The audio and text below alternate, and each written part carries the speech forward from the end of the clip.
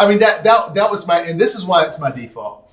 Because in Sierra Leone, West Africa, when I was a young missionary kid, my dad would often try to find things that would be good visual aids for like churches when you go back to the States, saying this is what the culture's like, this is, things that are important to them.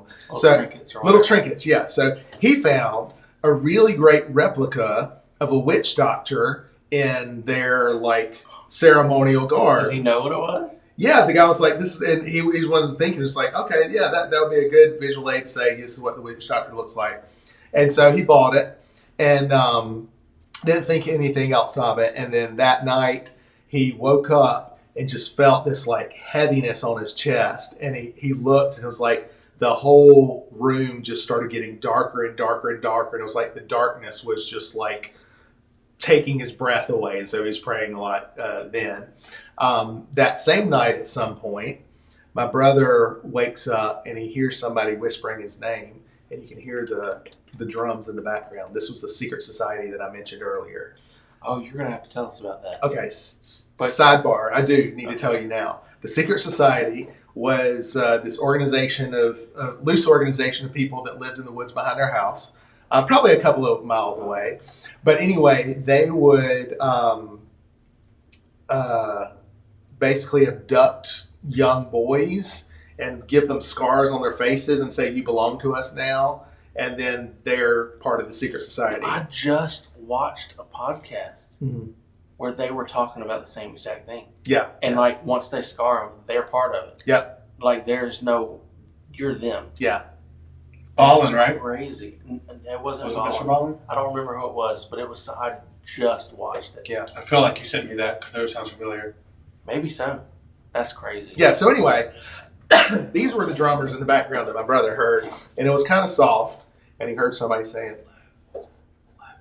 Mark and I am your father. Whisper that a little bit louder. Well, no, it started off quiet, but then the drums got louder, and the voice got louder, and the drums got louder, and the voice got louder, to the point where this voice, he didn't recognize the voice, was screaming his voice at the top of it, his name at the top of his lungs. The drums were just like pounding crazy, and he was just like trying to like. That's so scary. Yeah, yeah. Well, also that night, I wake up and I see a light down the hallway, which is rare because the electricity in the whole compound goes off at 9 p.m. every night. Like you don't have lights out. Everybody's electricity. Everybody's electricity goes out. Yeah.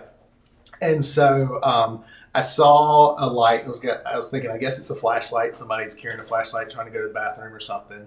And then the light turns toward my room, and I'm trying to figure out like what's going on.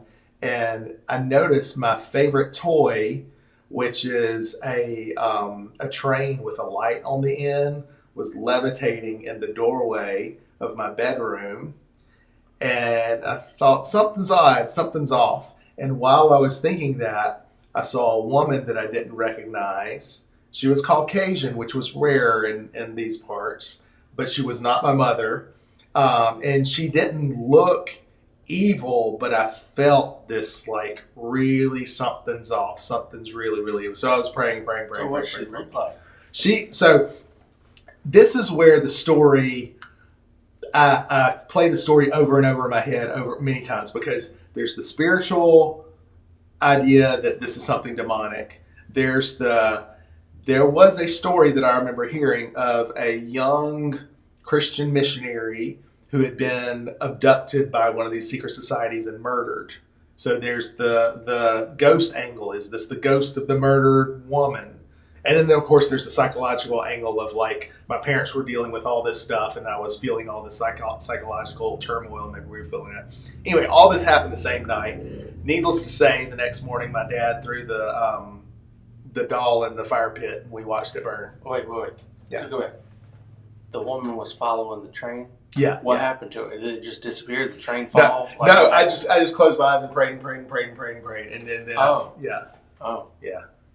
And so after y'all burned it, nothing else happened. Yeah. Did anything happen to your mom? that night? She doesn't know Jesus. No, I'm joking. No, she just, I mean, maybe she had such a strong sense of peace that she That's so freaky. Yeah.